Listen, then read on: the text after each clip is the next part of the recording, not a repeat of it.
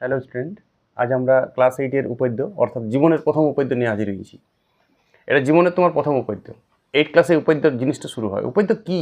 যদি উপপাদ্য কী বলো, 8 ক্লাসে উপপাদ্য শুরু হয়, ফির 8 ক্লাসে উপপাদ্য শুরু হয়, ফির 9 এবং 10, এই 3টি ক্লাসে তোমার জীবনে অঙ্কের উপপাদ্য থাকবে। উপপাদ্য মানে হচ্ছে জ্যামিতিক কিছু কথা থাকে, যেমন ত্রিভুজের 3টি কোণের সমষ্টি 180 ডিগ্রি, কথাটা আমরা জানি, কিন্তু সেটাকে প্রমাণ করতে হবে। এইটাই জ্যামিতিক কিছু কথাকে প্রমাণ করাকেই উপপাদ্য বলা হয়। উপপাদ্য আর নতুন কিছু নয়। ছাত্রছাত্রীরা শুধু ভয় পায়, ক্লাস 8-এর বাচ্চারা তো এসে হয়তো ভয় পায়। উপপাদ্য সব থেকে বাচ্চা। যদি তুমি বলো আমাকে যে এক উপপাদ্য, যে কোনো একটা উপপাদ্য বলো, 10-এর একটা উপপাদ্য বলো, কেন্দ্রস্থ কোণ বৃত্তস্থ কোণের দ্বিগুণ, একই বৃত্ত হিসাবে মাধ্যমিক এসেছিল বিচার। 9-এর একটা উপপাদ্য বলো, সামান্তরিকের বিপরীত বাহুগুলো সমান হলে সামান্তরিক, চতুর্ভুজের বিপরীত বাহুগুলো সমান ও সমান্তর হলে চতুর্ভুজটা সামান্তরিক। একই ভূমি একই যুগলে ত্রিভুজের ক্ষেত্রফল সামান্তরিকের অর্ধেক, 9-এর উপপাদ্য। এইটা তেমনি উপপাদ্য হচ্ছে ত্রিভুজের কোন একটি বাহুকে বর্ধিত করলে যে বহিস্থ কোণটা উৎপন্ন হয় তার মান অন্তস্থ বিপরীত কোণ দুটি সমষ্টির সমান। কথাটা খুব ইম্পর্টেন্ট। উপপাদ্যের কথা 50-52টা উপপাদ্য আছে প্রায় টোটাল, 8, 9, 10 মিলে। প্রত্যেকটারই কথাটা মনে থাকবে, সবাই মনে রাখতে হয় না, আপনি মনে থেকে যায়। এবং সেইগুলো দিয়ে আমি জ্যামিতিক যে অঙ্কগুলো করবো ওইটা ফিউচার। উপপাদ্যটা কোনো ফ্যাক্টর না, উপপাদ্য কোনো কিছু নয়। তো 8-এর প্রথম উপপাদ্য যেটা শুরু হয় 7.1 কোর্সে দেখি লেসেনে আছে, যেটা তার উপপাদ্য মানে যেটা উদাহরণে করা আছে সেটা উপপাদ্য বলা হয়। আর লেসেনের যেগুলো করা থাকে সেগুলোকে বলা হয় জ্যামিতির অঙ্ক। কিছু তথ্য দেওয়া থাকে ডিগ্রি মিগ্রি, আর কিছু কথাও থাকে ওইখানে, যেমন একটি কোণের অন্তর দ্বিখণ্ডক এবং বহির দ্বিখণ্ডকের লম্বভাবে অবস্থিত। তো এবার 7.1 লেসেনে আছে। তো সেইটা একটা এক্সট্রা উপপাদ্য, এইটা ছাত্ররা বুঝবো, ওইটা এক্সট্রা উপপাদ্য, অতিরিক্ত উপপাদ্য। আর যেটা করা আছে এক দুটি সরেখা পরস্পরকে ছেদ করলে উৎপন্ন বিপ্রতিভ কোণগুলির সমষ্টি 2 সমান, সেইটা হচ্ছে উপপাদ্য। এটাই উপপাদ্য 1 তোমার জীবনের। উপপাদ্য 1 মানে 8-এর 1 না, এটা উপপাদ্য জগতের 1। উপপাদ্য 3টা ক্লাসে পাবে তুমি অঙ্কের সাথে যুক্ত থাকলে, যুক্ত থাকবি 8, 9, 10। 8-এ উপপাদ্য প্রায় 16খানা, 9-এ প্রায় 16খানা, 10-এ প্রায় 18খানা উপপাদ্য আছে। এই প্রত্যেকটার কথা তোমার ব্রেনে লোড থাকবে, স্টুডেন্টদের অটোমেটিক লোড হয়ে যাবে। তবে তুমি জ্যামিতিক বিভিন্ন ধরনের অঙ্ক করতে পারবে। জ্যামিতিক অঙ্ক করার জন্য আমি উপপাদ্যকে আজকে যে উপপাদ্যের যে কথাটা সেটাকে প্রতিষ্ঠিত করছি। আজ থেকে এই কথাটা আমি ইউজ করতে পারি। এখানে ফার্স্ট উপপাদ্য, আমি উপপাদ্য 0 ধরছি। এটা আগে উপপাদ্যটা ছিল, বর্তমান বইগুলো তো কেটে দিয়েছে উপপাদ্যটা। এই উপপাদ্যটা তোমার জীবনে জানা দরকার। এটা উপপাদ্য 0 বলছি আমি, এটা না 8-এর বই তুলে দিয়েছি এখন। একটি সরলরেখার উপর অপর একটি সরলরেখা দণ্ডায়মান হলে উৎপন্ন সন্নিহিত কোণ দুটি সমষ্টি 2 সমকোণের সমান। স্ক্রিনে লেখা আছে, দেখো আমার কথাটা বলাও যাবে কি, যেমন কথা বলি তেমনি। একটি সরলরেখার উপর অপর একটি সরলরেখা যদি দাঁড়িয়ে থাকে তাইলে উৎপন্ন যে দুটো সন্নিহিত কোণ নিশ্চয়ই জানো, সন্নিহিত কোণ, বিপ্রতিভ কোণ, একান্তর কোণ, এই সংজ্ঞাগুলো তো ক্লাস 7-এ শিখিছো সবাই। না শিখলে আমি ধরে নিচ্ছি শিখিছো। এখানে তোমাকে আর সন্নিহিত কোণ বলা হবে নাকি, ওটা তোমার ভুল। তো চলো, উপপাদ্যের সংজ্ঞা অনুযায়ী তোমার খাতায় তুমি পেন্সিল স্কেলে ছবি করবে।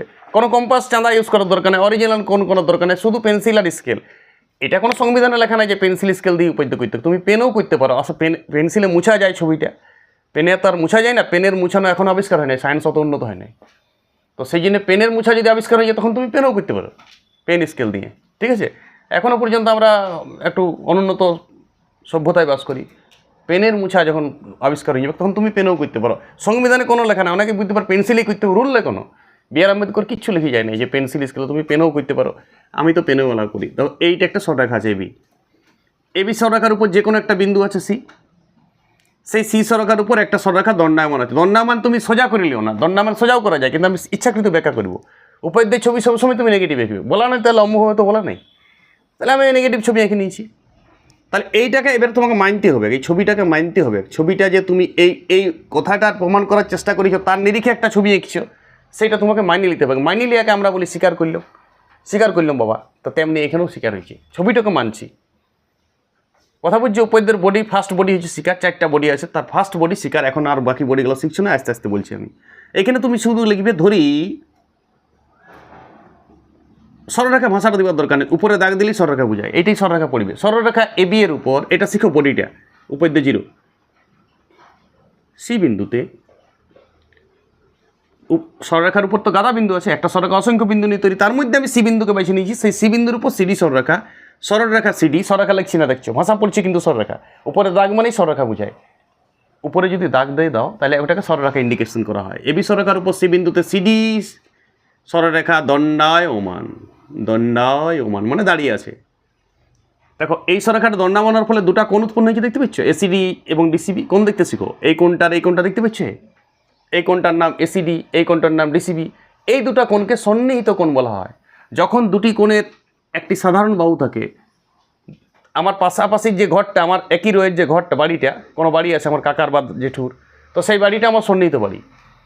দুটো বাড়ির যদি একই দেয়াল থাকে, একটাই দেয়াল, কমন দেয়াল, হয়তো জেঠু বাবা আলাদা আলাদা হয় সাংসারিক কারণে, ফ্যামিলি বাড়ে, তখন একটাই দেয়াল থাকে, সেই দেয়ালটা দুজনেরই দেয়াল, বা একটা কুয়ো থাকে, দু ভাই ইউজ করে, মাঝে মাঝে কুয়োটা ভাগ হয়, তো সেইটা সন্নিহিত, লাগালাগি টাচ থাকবে। তাহলে এসিডি যার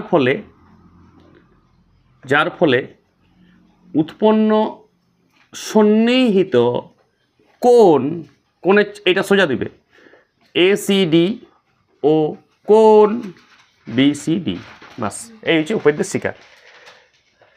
তাহলে উপপাদ্যের দুটো অংশ থাকে, একটি সরলরেখার উপর অপর একটি সরলরেখা দণ্ডায়মান হলে যে কোনো উপপাদ্যের তুমি কথা দেওয়া থাকবে, এই কথাটি শুধু দেওয়া থাকবে, বাকি তার কিছু দেওয়া থাকবে না, বাকি সব তোমাকে করতে হবে। তাহলে যেটা হলে প্রোডাক্ট সেইটাই স্বীকার করতে হয় নাম দিয়ে পরে।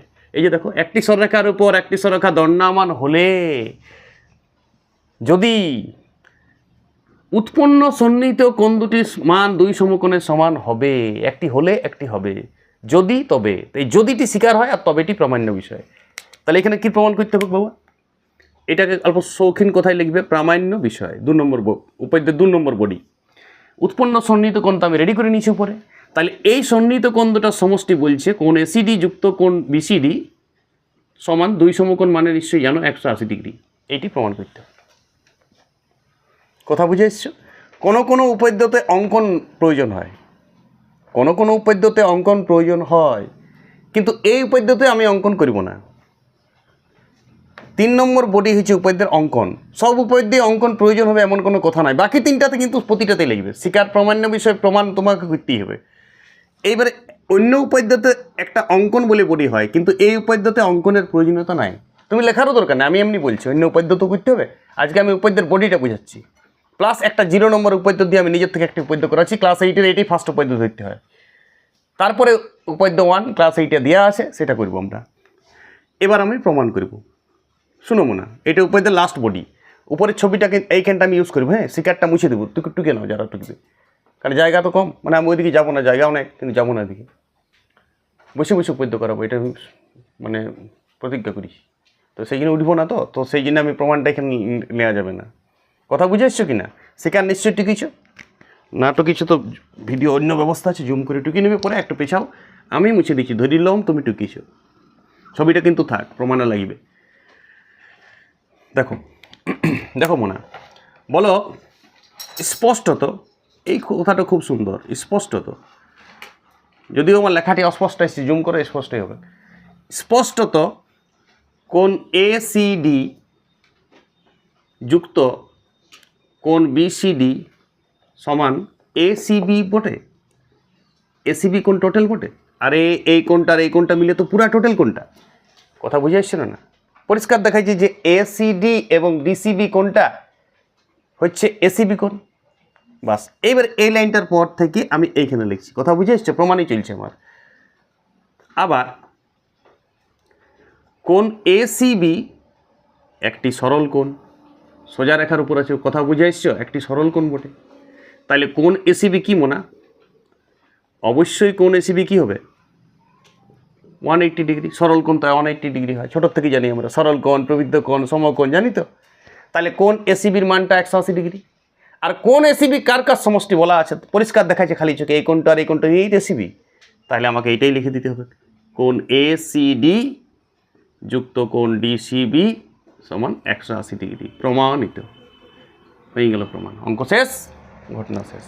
তাহলে আজ থেকে তোমার জীবনে কোনো সরলরেখার উপর যদি একটা রেখাংশ দণ্ডায়মান হয়, তাহলে উৎপন্ন সন্নিহিত কোণ দুটো 180 ডিগ্রি। তাহলে উপপাদ্যের বডি কী আছে? উপপাদ্যের কথাটাকে এমনি কথা দেওয়া থাকবে তোমাকে, নিজের থেকে উপপাদ্য স্বীকার আর প্রমাণের বিষয়টি যারা লিখতে শিখে যায়।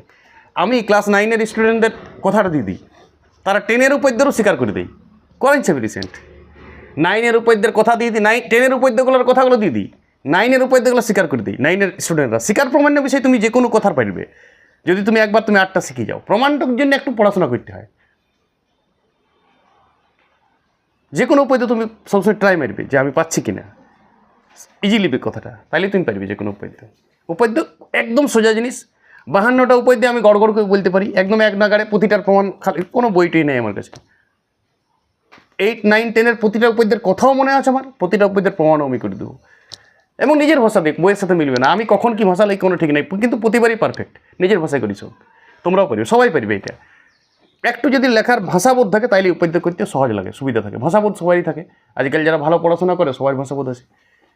উপাদ্য তাহলে 4টা বডি, কী বললাম? শিকার, প্রামাণ্য বিষয়, অঙ্কন যদি প্রয়োজন হয়, অঙ্ক এসেন্সারি নয়, মানে অঙ্কন যেন দিতেই হবে অঙ্কন নয়, প্রয়োজনে অঙ্কন করবো, নাহলে অঙ্কন না করলেও চলবে।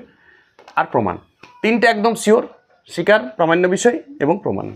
এই গেল উপাদ্য 0, ক্লাস 8-এর সিলেবাসের। এটা সবাই করতে পারো, কনসেপশন আছে। তারপর আমি 8-এর সিলেবাসের যেটা 7.1 কোষে দেখি তার যে উদাহরণ আছে উপাদ্য 1, সেটা করছি।